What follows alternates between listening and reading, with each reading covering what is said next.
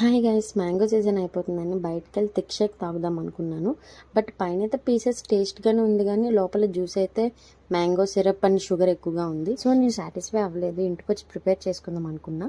ఏం లేదు, ఒక బంగిరిపల్లి మామిడి పండు తీసుకున్నాను. సో దాని ఒక ప్యూరీ తీసేసి 1 కప్ ఐస్ క్రీమ్ వేసుకున్నాను.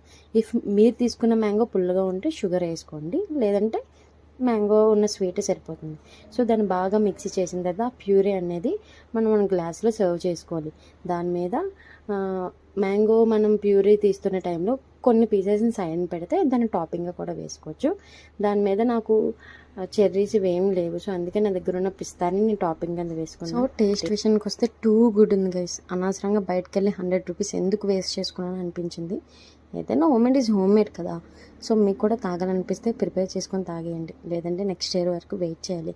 సో నా వీడియో కనుక మీకు నచ్చినట్లయితే like, share and subscribe. Bye guys.